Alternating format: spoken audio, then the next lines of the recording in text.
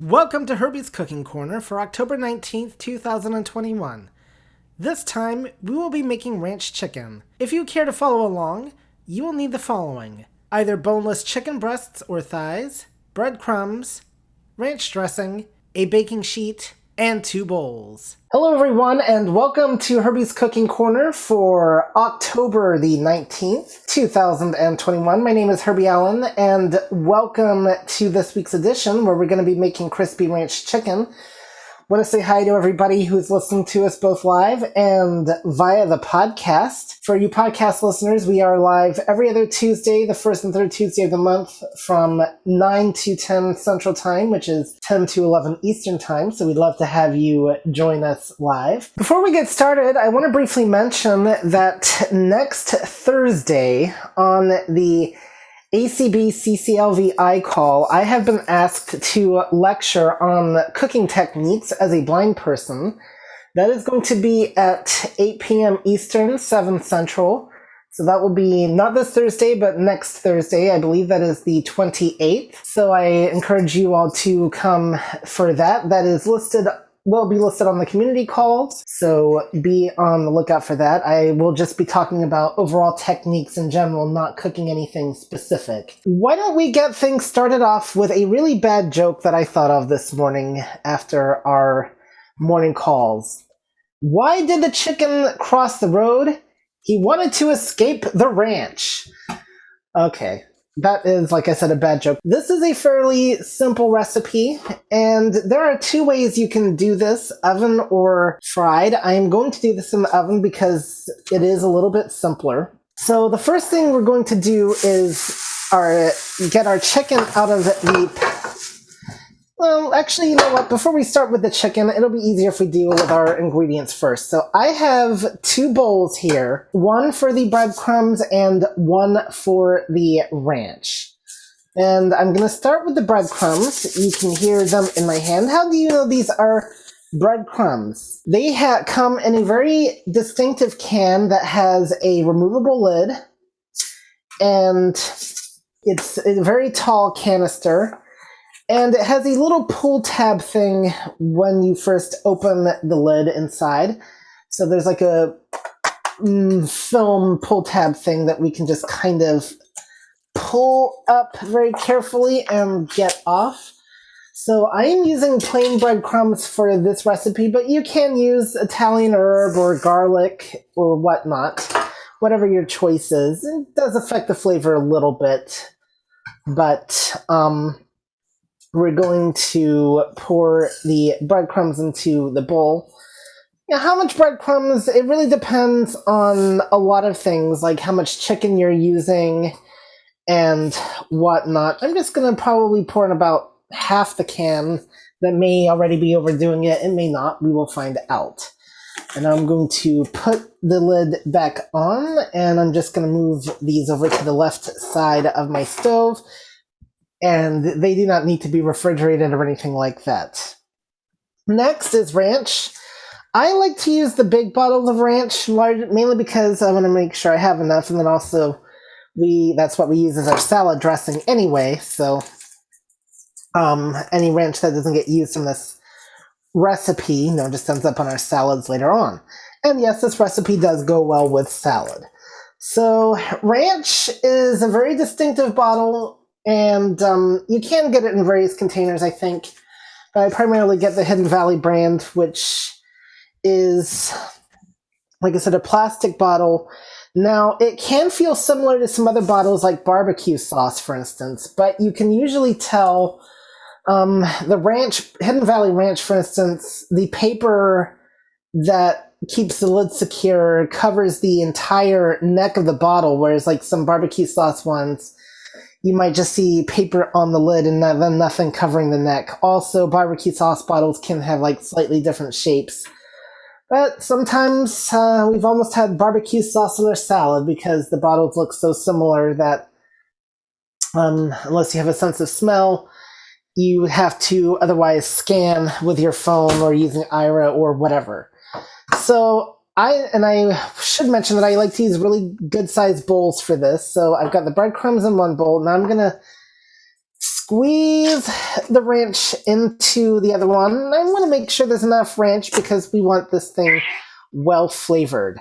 And while the chicken is cooking, I will discuss an alternate recipe that somebody had mentioned to me a while back for this. Okay, I'm going to go ahead and put the ranch in the fridge. You don't need it refrigerated until it is opened, but afterwards you do need to do that if you with any leftover ranch. Of course, if you have a smaller bottle, you might just end up using the entire one, and in that case, you would just toss it out. Okay, now let's deal with our chicken. So we are, like I said in the description, we're dealing with boneless chicken here. You can do this with breasts or thighs. I am actually doing this with chicken thighs because I find that they are more flavorful, not as dry. Sometimes, though, chicken breasts do cook easier, and if you're going to pan fry this recipe, instead, I would recommend the chicken breasts, but for baking purposes, thighs are just fine. So you can tell this is, the way meat feels is very interesting. Different meats have different feels. Ground beef is going to feel like, really finely chopped up stuff. Steak is going to feel a certain way. Pork chops are going to feel a certain way, and various chicken. Sometimes it can be a little bit of a challenge to tell the difference, though, between like boneless chicken breast or boneless chicken thighs until you open it. What I would recommend is either find boneless chicken breasts that come in a different type of packaging that are like the bag instead of the meat trays, and that's how you can tell. But the thighs, once you open it, you can definitely tell these are thinner. These kind of feel a little bit more rubbery, I guess would be the way to describe it. And so I'm going to take the chicken thigh now, and we're going to just roll it in the ranch in the first bowl, and now I'm going to move it over to the second bowl. I have both of these bowls side by side. I'm just going to lightly roll it in the breadcrumbs. Don't have to really scrape the bottom or anything like that. And then we're going to place it into our pan. It does help to grease the pan a little bit with some Pam. So we're going to do that. I'm using a 13 by 9 baking pan. Again, depending on how much chicken you're making will determine the size of the pan that will be appropriate. And so now we're going to do our next chicken, roll in the ranch. And now if you were doing this on the stovetop, well, basically you would use a pan with oil. And you'd have to flip. These we get to just let bake, though, in the oven. Okay, that's chicken breast number 2, or chicken thigh number 2, I should say. Okay. And we're just, unfortunately, what can happen, of course, too, is as you continue to do this, the breadcrumbs, a lot of ranch is going to get mixed into the breadcrumbs and whatnot, so they are going to get soggier as time goes on. And if that happens, if I still need more breadcrumbs, what I will do then is pour out the remaining into the garbage, and I may just go ahead and use a new bowl, or at least wash out the current one to and then add in additional breadcrumbs. So okay, we're on chicken thigh, I think number 4. And Diane, do we have any raised hands? Or if anybody, you do have any questions, now's a great time to raise your hand. No, sir. No, sir. Okay. So. Yes, we do. We do. Okay. Lucy. Lucy. Okay. I have actually a comment and a question. All right. My comment is, many times when I get a package of chicken breasts, chicken is normally really like bloody. I hate to say that, but it is. And so I will often wash it because it's just gross to me, and it's probably not necessary, but I just, yuck. So my question is, when you get a package of chicken breast, and it's usually just chicken, I don't know if I've noticed it in anything else, but the stuff that they put underneath the meat inside the package is like I don't know, a plastic stuff, like Yes. 2 layers of plastic, and there's squishy stuff in between it. Have you ever noticed that? I mean, what is that squishy stuff? So I think the idea is, as you mentioned, chicken breast is bloody, and so the squishy stuff is meant, to keep it from bleeding into the tray. Yeah, okay, yeah, that's what I thought. If you don't like bloody chicken breast, what I recommend is, depending on what you're doing, like say if you're just doing baked chicken, what you could do is, sometimes you can get chicken breasts that are like already frozen, that are in like a bag. Yeah, they're much better, yeah. They are much better, and they don't stick together, so that you can keep them in the freezer until you're ready for them. Now, to your comment, though, about washing them, I have heard, and if anybody else can corroborate this, it's not a good idea to actually wash chicken or raw meat in the sink, because it actually can spread bacteria to other surfaces. Oh, yeah, that's true. So I don't recommend that. However, what you can do is pat them dry with paper towels. Yeah. And that would be a sanitary thing to do, and that would I'm washing my hands here after dealing with the chicken here. That would be a safe thing to do. Definitely is pat them dry, throw the paper towels away, and then you'll have less slimy chicken to work with. Yeah. Okay. Thanks. Cool. You are welcome. And I have noticed, like, sometimes steak does have that plastic stuff too. And even ground beef can. And let me put this in the oven first, and then we're going to talk more about this. So, questions arise. How do I, as a blind person, put stuff in the oven? I am really good spatial-wise, and I'm not afraid of a little heat. So I am literally standing in front of the oven. I have opened it. I've preheated it to about 350-ish.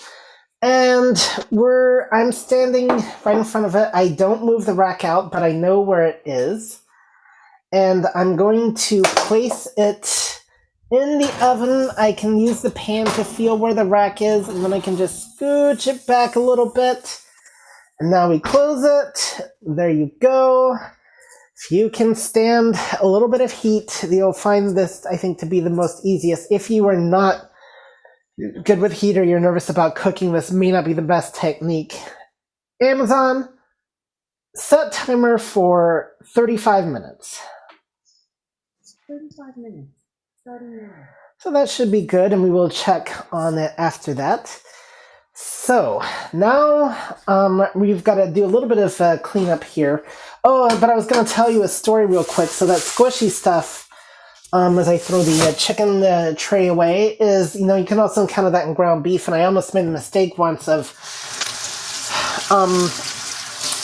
if ground beef is frozen and you get it out the tray, sometimes you can't distinguish between it and the plastic stuff. So you definitely need it to defrost enough to where you can feel a difference, because you don't want to cook that plastic stuff, like if you're frying or whatever. Okay, so we did have some leftover breadcrumbs. We're going to pour those into the garbage and place our bowl into the sink. Some got on my hands while pulling into the garbage, but that's why we just wash. Then the next thing we're going to do is, we got some on the counter too. Oh dear. Okay, and now I've got the other bowl that now has a little bit of ranch and some breadcrumb mixture in the sink. We'll let this soak a little bit, so I'm just pouring some soap into the bowl, and I will clean it out later. And I'm hearing breathing. Do we have a question? No, sir. Okay. As the Faith Hill song says, I can hear you breathe. And I guess you're all watching over me or whatever. Anyway, so that is that. It's a very, like I said, a very simple, straightforward recipe to follow. And we're going to talk about side dishes to make in a minute. Now, there are other variations of this. One that was recommended, and I tried this. Chanel and I both agreed that the flavor was not as good, but you could do a variation. Instead of ranch dressing, what you do is you get mayonnaise, and then you mix in the dry ranch seasoning into that. But like we said, we found it to have less flavor than using actual ranch dressing. So, and then, I think this kind of sparked some discussion this morning on the cooking corner. I don't know if Liz is in here or not from the Braille forum, but she was mentioning some, alternate methods of like ways of coating chicken and whatnot, which you definitely can do, and that depends on the flavor that you're wanting. You can use like flour. She suggested mustard. I already know Chanel's reaction to that idea. Ill. Even though I like mustard, I'm not quite so sure what I think of that myself either. But I have definitely done various of the fried chicken recipes that are a lot more complex than this. I could do my church's fried chicken, for instance, where you've got flour, sugar, biscuit baking mix, cornstarch, baking powder. I think it even calls for baking soda, and then your wet mixtures like eggs and whatnot. And I guess too, if you don't like ranch dressing and you wanted to try and just a coated chicken, just mix up some like eggs and a little bit of water instead of ranch, and then you've made a base to kind of coat the chicken in a little bit so it has something to stick with the breadcrumbs. Or you could try flour. Now, like I said, when I fried this recipe, it definitely, in some respects, it tastes better. I actually think the oven makes it taste better, because what I found when I tried this as a fried recipe is that you kind of got a little bit of the flavoring with the oil mixed in with the ranch. It made it a little bit crispier, but took away from some of the ranch flavor. And you have to kind of constantly flip. And I found that to be a little bit more of a messier thing. And then plus, not to mention cleaning the pan and whatnot, and oil splattering. So I have done it that way, and then I would love to add in like some buffalo sauce afterwards, just to really make it spicy for mine anyway. Okay, now do we have any questions, or if you have any alternate recipes you would like to share, then now is definitely a good time. Okay, Peggy Ann. Peggy, welcome. Yes. Hi. Quick question. You said about 35 minutes, but what on the top or middle rack? So I only have two racks and just the top rack. Okay. I generally don't like to use my lower rack. Maybe if I was baking two things in the oven, I would, but I always use the top rack because that is the easiest to access. And whatnot. And depending on your pan, you can also affect the length of time too. There are some pans that cook stuff really well. I have this baking pan set I got several years ago that I had to learn how to cook in them because they cooked up really much more efficiently than these older glass baking pans that I had. And so the material can sometimes affect cooking time of things. Okay. And sometimes, and then like chicken thighs, sometimes need a little bit more time than chicken breasts. So it depends on what you are doing. Yeah, at least 35 to 40 minutes should be pretty sufficient. Okay. Hey, thank you. You are most welcome. Hey, Lucy. Lucy. Okay. When you were talking about the fried chicken for your church, I I used to have a recipe that I It was used. actually Church's Fried Chicken, just to clarify. It was a recipe called Church's Fried Chicken. I Oh, don't know. gotcha. Oh, So oh my real quick, God. so if I can just explain something real quick. So Church's Fried Chicken, you definitely find them in the South, and I know they've made it as far as like Arizona. I think they are. There's even one in Washington State, but they are Ah, a yeah, they're definitely kind of more of a southern thing, but it's a restaurant chain that makes some really good fried chicken. But there was this recipe I got in this collection that it claims to follow how they make it. I see. Oh, because I've So never heard of that chain. Okay. yeah, so it Sorry about wasn't from that. my church. So well, I need to remember that you Northerners may not know. If I talk about places like churches or Jack in the Box, I think by now everybody's heard of Popeyes at least. Because Yeah, and I also know Jack in the Box. okay, and I do Okay, mean the so restaurant Jack in the Box, not the thing that pops up. Anyway, I digress. Go ahead. so this was just called oven fried chicken, and it was, oh gosh, I wish I still had this book. It was a Braille Bisquick book, and it was like 3 volumes, and it was really good. I mean, it just had tons, and this was and I don't remember the proportions, but you took Bisquick and any kind of brand of baking mix, and then like spices like garlic powder and a little bit of salt, and just Hmm. and put it in a bag, a plastic bag, and shake. And it was like a shake and bake type thing. Right. And so you did that, and you didn't really have to wet your chicken in any manner with any egg mixture or anything like that. Right. It would stick to it. And then you put butter in the bottom of your baking pan, and you melted that first in the oven before you put your chicken in there. And it was so good. It I was really good. have. Yeah. Well, you know what the Beatles said, a long time ago. Well, shake it and bake it now. And Yeah, right. um, anyway, I actually do know kind of what you're talking. I'm reminded. So, Blind Mice Mart, and I don't know if they have them or not, but they also had a series of Braille cookbooks. Um, and I vaguely recall a very similar oven fried chicken that called for you to melt the butter in the pan first before you placed the chicken into it. You could probably if you're really brave, like really flip the chicken over so it got coated on both sides.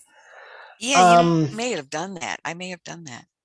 I don't know. but yes, I have, and that does turn out really good. There's a lot of chicken recipes that I do. There was, um, I should do this one again. The baked barbecued fried chicken. That was a very interesting one, but very labor intensive.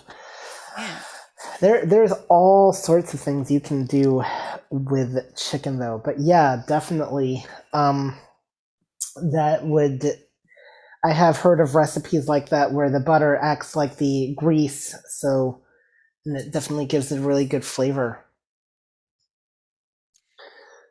Okay, we have 2 more raised hands. Excellent. Courtney, Courtney, That would catch me with my mouth full. you Sorry. would. Well, and you're not even eating the food that I'm making, so. No, I'm eating the pre-chickens. I'm having eggs. So, Oh, okay. So you're having the chicken product. Okay, yes. a So, great example. something that my family has done in the past, instead of using ranch, we use French dressing and roll it in crushed cornflakes Okay. and then bake it. And oh my gosh, it's so good. And for this is something I'm going to try. I can't think of her name. Liz was talking about, rubbing your chicken with mustard and, then cooking it or something like that. Something I do with my ham, and I'm going to try it with my chicken, is I rub it with mustard and then just sprinkle brown sugar. Well, on my ham, I pack brown sugar, but I might put some brown sugar on my chicken, and it kind of gives it that that honey baked ham flavor. Yes. That might actually be good. It Compared to is really how. good. You can't tell there's mustard on there. No disrespect to Liz, but what you're talking about, Courtney, definitely does sound really good. And by the way, folks, I mention this now because this actually might help encourage it to happen. But no, Courtney was originally going to try to collaborate with me on some of these cooking corners and holiday cooking, but she may be doing her own holiday cooking type thing. We'll sort of So collaborate, so we're not double dipping. yeah. No, I mean, I'm still waiting on a couple of recipes from her, but that I asked for about a week or two ago. But I'm so patient, aren't I? But we're hopefully be on the lookout for that, because that would be totally awesome, and that we'll get some holiday cooking tips right around the time of the holidays. So with Thanksgiving and Christmas coming up, and I'll probably do something. I'll do something regarding a turkey or whatnot when we get to that, but that can take a long time to cook. So I'll have to, kind of still working out the logistics on that. So I guess we'll just be turkey trotting around that. And Okay, we have another raised hand. Yep. Teresa. Teresa, yes. Okay, first I have a request and then I have a question. To Lucy, if you remember where you got that cookbook, Braille cookbook with Bisquick recipes, could you send Cindy an email to forward to me? I don't I know we remember, can't give hon. out It's been 30 years ago. Oh, okay. I don't remember. Maybe I'll just key in Bisquick on. I don't even have it anymore, Bard to or tell you the Bookshare. truth. Yeah. I like it. Like I said, I could key in Bisquick on Bard or Bookshare, one or the other. Now to Herbie, I wanted to ask, do you have to turn the pieces over? Not when you're doing it in the oven, no. Not when you're doing them in the oven. Okay. I probably could. It might. I should see how that would turn out if I did turn them over. It might make it a little bit more crispier on both sides, but no, the oven, because the oven, though, the heat is coming down, so it kind of it's not necessary to flip it while in the oven. If I was to flip it, though, what I would use is I'd get out the pan using oven mitts, of course. I would then use a double spatula to grab each piece, flip it over, and then, put it back in the oven. So if I was to flip it, that's how I would do that. Okay. And Well, thank you. you're welcome. And you may want to see if you have somebody look on Blind My Smart and see if they still have Braille cookbooks, if that is something you're interested in, or see what Bookshare has, because they're bound to have tons of recipes, and Bard too. I have seen some I've got recipes on there.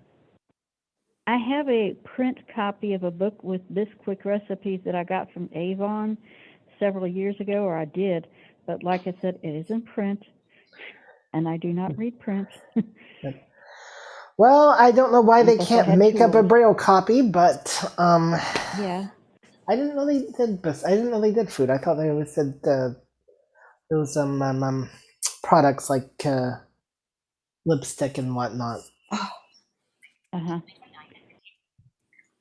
Okay, Well, guys, you have a raised hand. all right, Liz. Liz.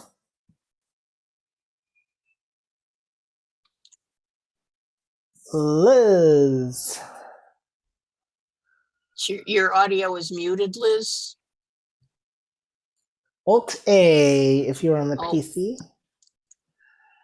Alt A, or yeah, I think she's got a PC. Alt A on the PC.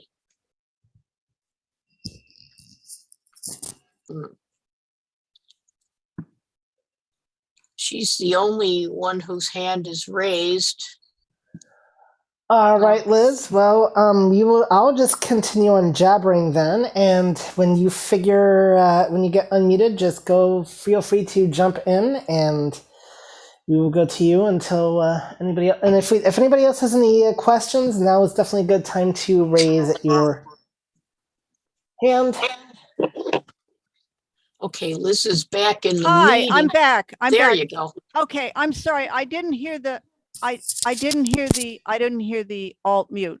So I didn't hit the right button. Okay, so to answer Herbie's question about why can't Bisquick provide cookbooks in Braille hard copy, I was the one that did the craft books in the 90s, and Braille hard copy requires you to submit books to somebody. We used National Braille Press, And so hard copy is kind of going away, but what I would suggest is if you have access to the internet and can use that, put Bisquick into a search engine like Google, and there will be a website and you can go there and there will be lots of Bisquick recipes at the Bisquick website. I promise you.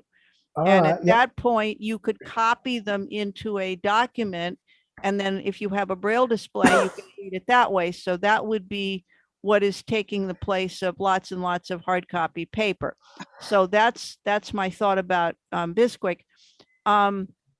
The other thing I'm thinking is that I wouldn't flip my chicken either if I were you, Herbie. So I agree with you on that one.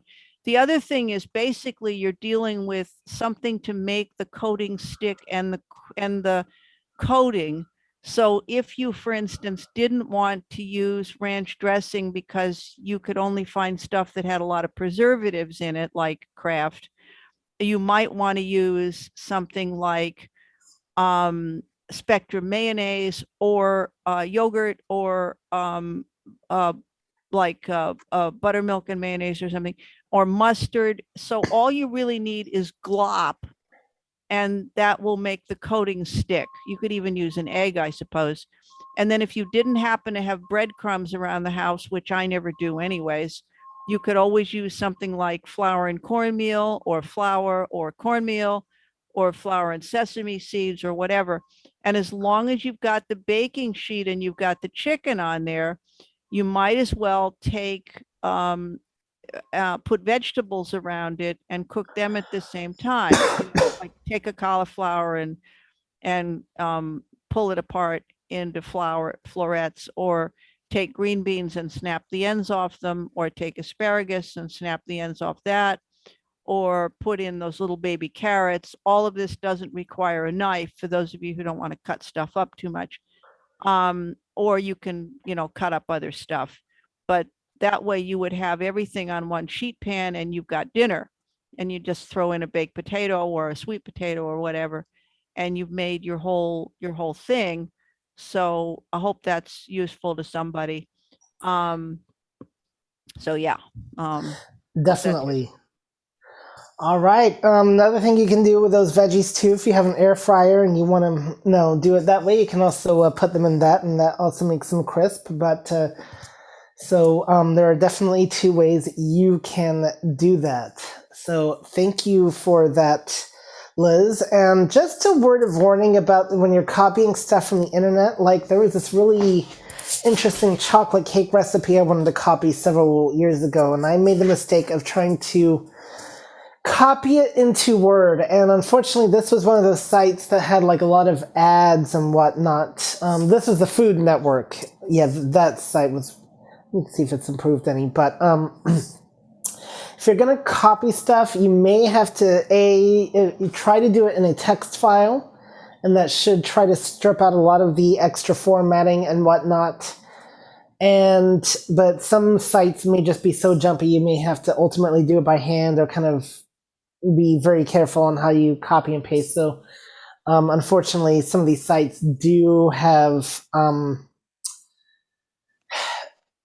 like things like ads and whatnot. Another source for recipes, if they still have it up, I think the Texas School for the Blind actually lists a lot of not actual original recipes, but just like box instructions. I think they have a website for that. I will look that up, and if it's still available, list that for you next time. Also, another trick for another place that you actually can find recipes is Instacart. Like for instance, our HEB, for instance, grocery store, they actually list now, like there's a lot of recipes. They, you can type in ingredients and they'll list recipes. So those are just some other resources you can tap into as well. And yes, if you don't have a computer, but if you do have access to like a Victor Reader or whatever, definitely see what Bookshare has. And I was actually commenting on the fact that Avon, not Bisquick, didn't do the Braille recipes, but because I was more, but I know why they didn't, because it's not a thing they deal with. And oh, okay, there we go. We have What, three raised, we have three raised hands. All right. yes, we have three raised hands.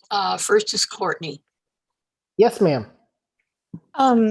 About flipping your chicken while you're baking, it is a good idea to do that. That way the bottom of your chicken doesn't get soggy and it keeps it crisp.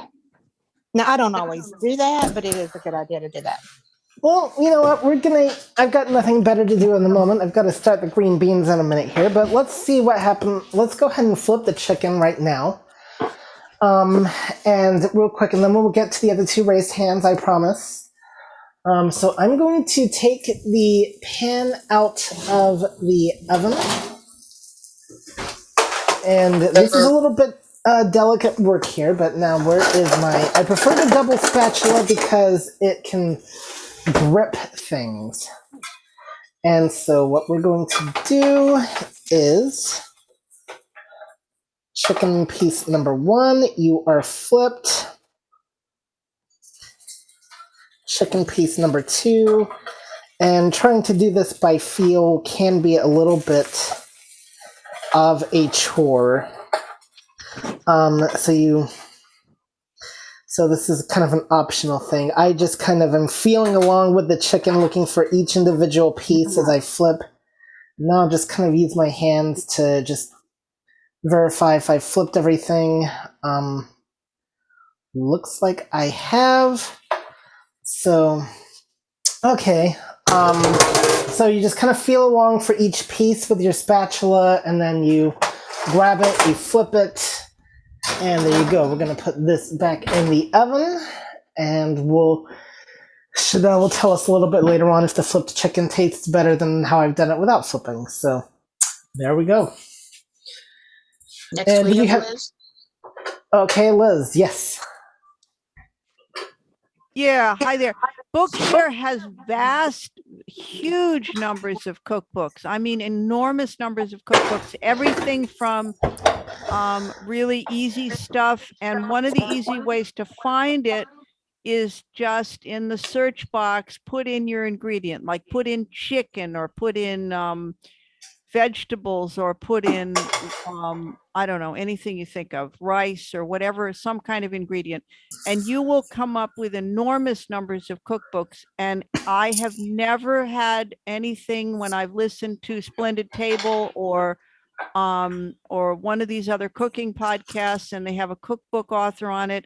I've always been able to find those cookbooks on Bookshare. Now, I understand that if you don't have a Braille display, you're going to end up with them on audio, but that is another source for a lot of recipes. The other place that has a lot of hard copy Braille cookbooks is National Braille Press, produces a great many of them.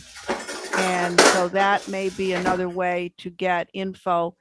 And also you can get them from National Library Service, but they don't have as many. So if you want hard copy, a good source really is to go to National Braille Press and use their cookbooks for hard copy. But Bookshare, if you have any kind of Braille display, I mean, I must have like 500 cookbooks as a file, as files, and you can just load them. Now, if you have a Braille display and you're going to use a cookbook, you may want to do something like take a Ziploc bag and put it over your Braille display, because the last thing you want is to get glop on your Braille display. So, yeah. So I would personally not use a Braille display. I don't even do that. I just I check the recipe and then I go back to the kitchen and do it. I don't bring my Braille display anywhere near the kitchen, not even with the Ziploc on it. I don't want to even try that. No, that would definitely be a good idea. I usually have the recipes on my phone, or I'll go to the computer and I'll just constantly look at the phone. But yeah, definitely. I do the same thing. I would go and check the recipe and then do the thing, and then a lot of times, for those of us who cook a lot, we use recipes as jumping off points. So we'll read the recipe and then we'll go, oh, we can do that. I get the basic idea.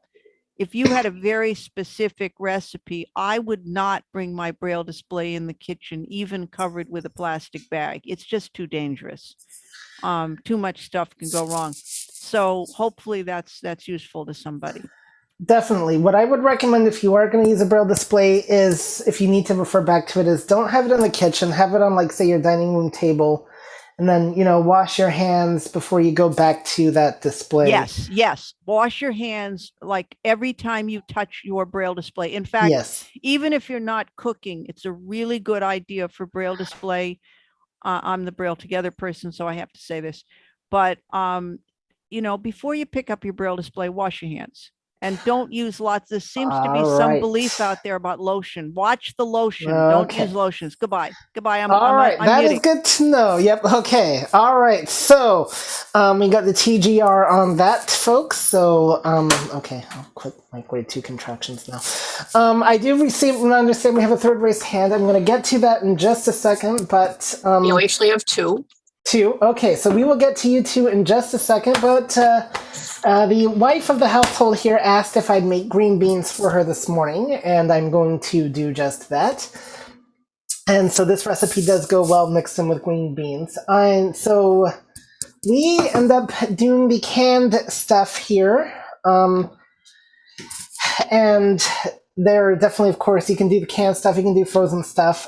So what if you have a can of green beans? How can you tell it's green beans without scanning it? There are a couple of tips. One, when you shake it, you should feel solid things inside moving around. It should not sound just like a liquid. Another thing with canned green beans, a lot of times, especially with Del Monte and with others, there's a lid on one side and the bottom is not as pointed, so it's a true bottom. So that's another good indicator. And these are good tips because sometimes scanning cans with the phone can be a chore. I prefer barcode scanner myself for cans, but not everybody has access to one. And so those are some tips that can kind of point you in the right direction. They come in generally 2 sizes. The smaller size or the family size is just the smaller size one. So I'm going to use a can opener here. I just have a manual can opener. I know we've talked about some various types before on here. So I've placed it on I've opened the hinges. I've placed the cutter sides. There's like a little groove that I've placed on top of the lid. I've closed it. I'm just squeezing it together. Now I'm turning, do everything. Turn.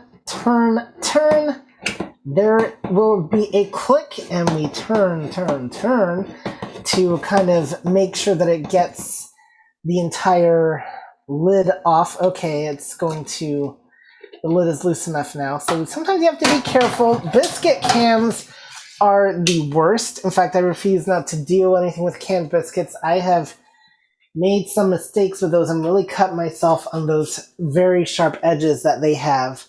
So if you ever do anything with pre-made biscuits, I highly recommend the frozen kind, not the canned kind. Okay, so now I've got a pan I'm going to pour them into. So you'll hear the green beans, and the nice thing is with the can is the water is already there. We're going to throw the empty can away. We were hearing about before the call, somebody knew somebody that did not throw empty cans away. They left them on the counter.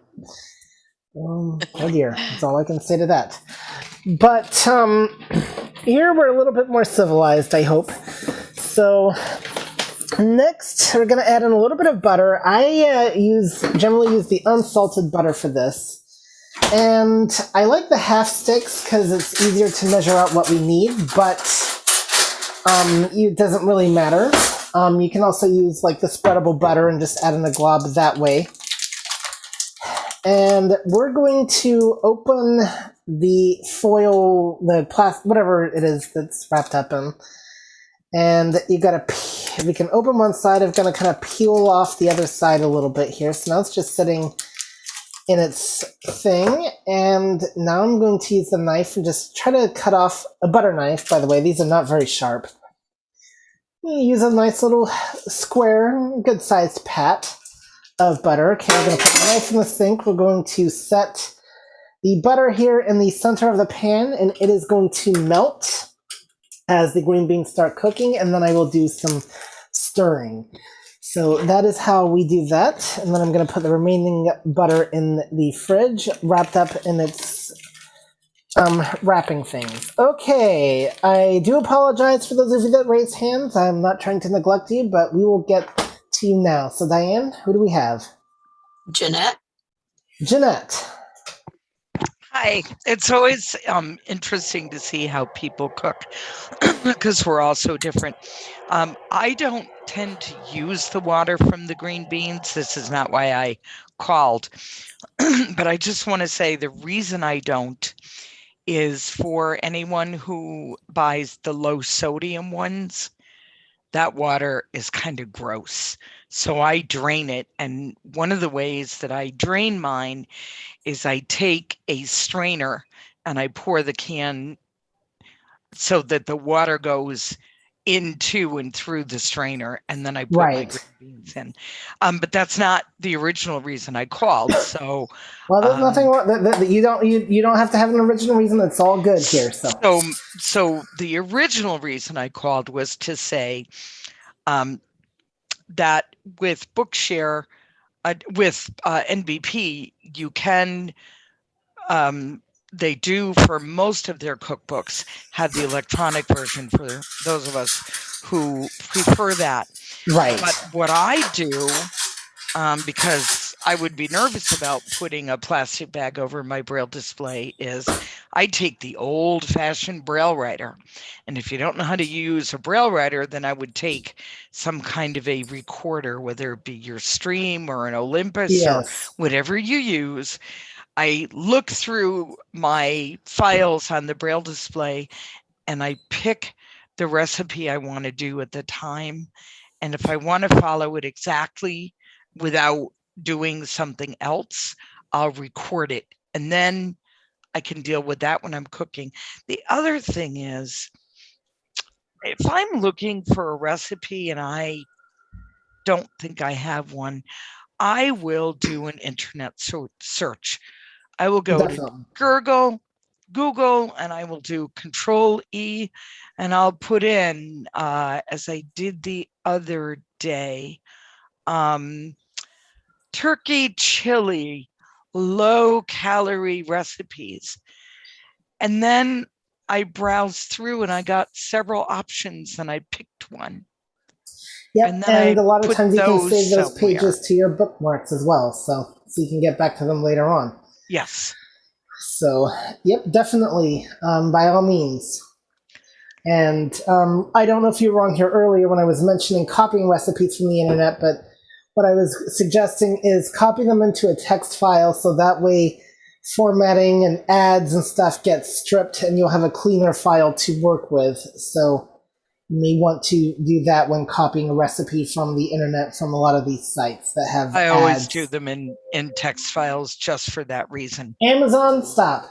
Yep. Okay, our chicken is done. All right. Okay, and we're 10 minutes to perfect the top of the hour, and we have one hand, which belongs to Linda. Linda, welcome. Good morning.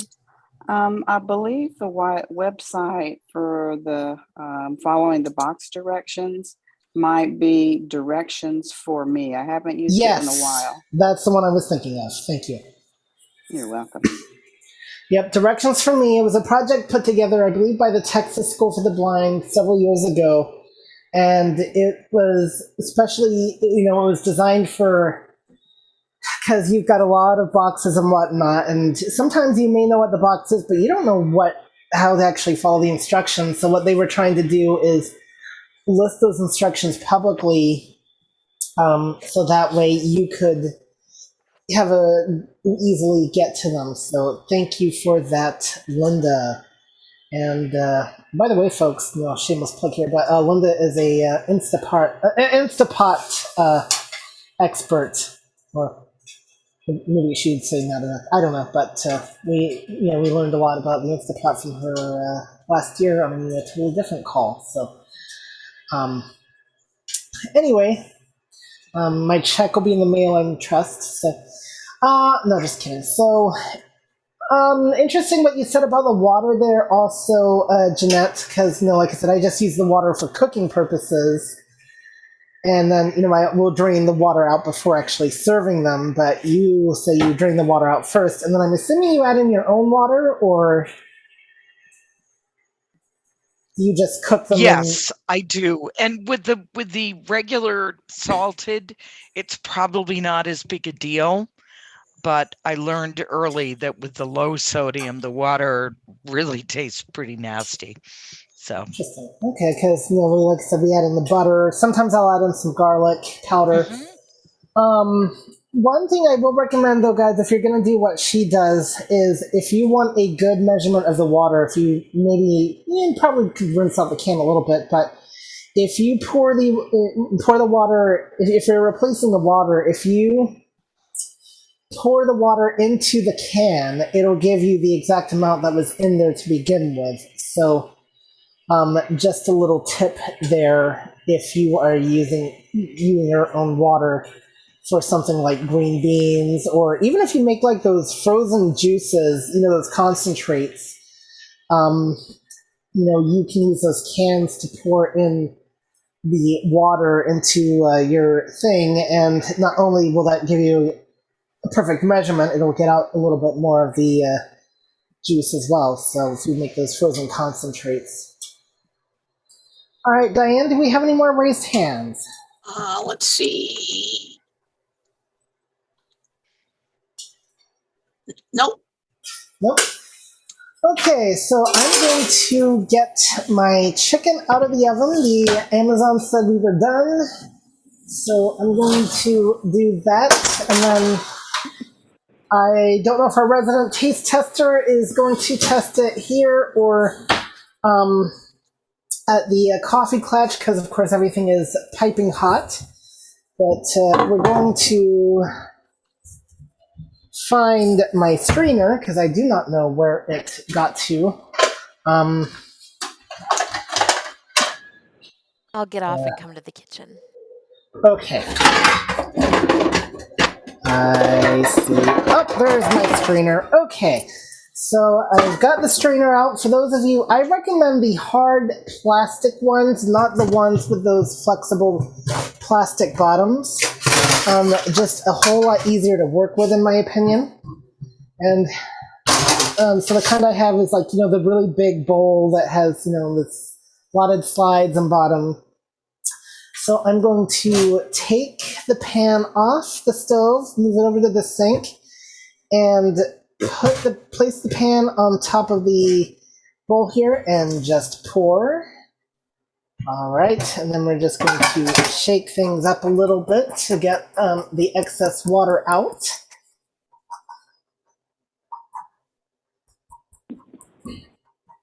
Okay, and we're going to pour that onto a plate. Okay, I'm now going to, how do we get the ranch chicken out of the pan? We can use a spatula, or another method that I like is actually using a fork. And so I'm just going to spear a piece of chicken here. And Herbie, you're at 5 minutes. Yep. We're trying to go as quickly as possible here, guys. And I'm just going to cut real quick the piece of chicken we have here. And that'll let some of the steam out. And we will find out. Somebody is Teresa, I think it's you, who is unmuted, just so you know. And thank you. Okay, and now I'm going to take things over to our taste tester. I'm hearing some background noise.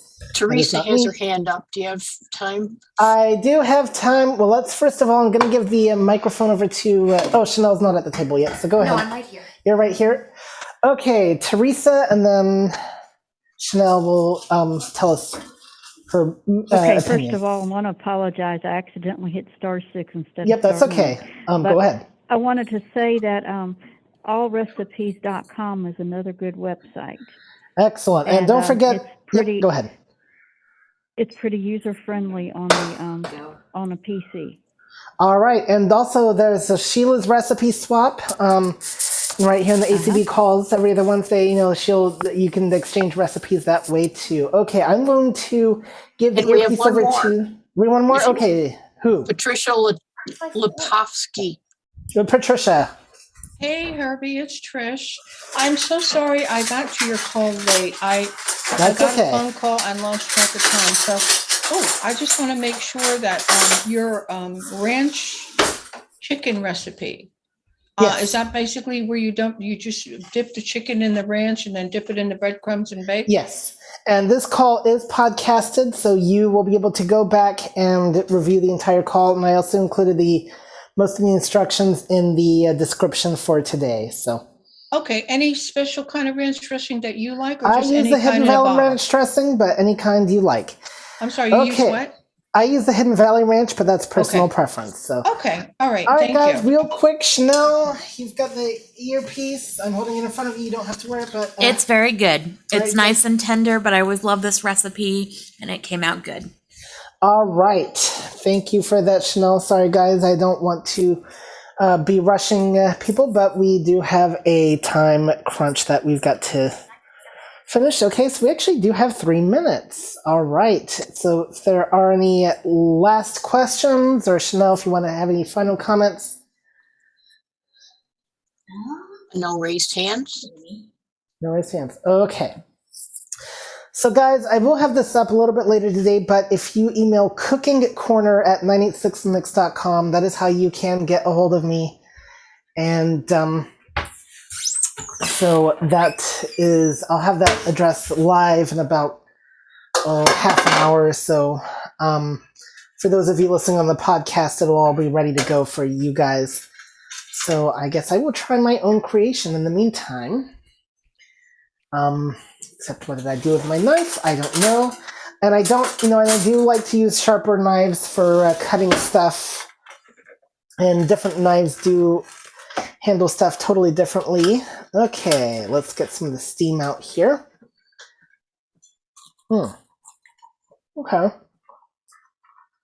So,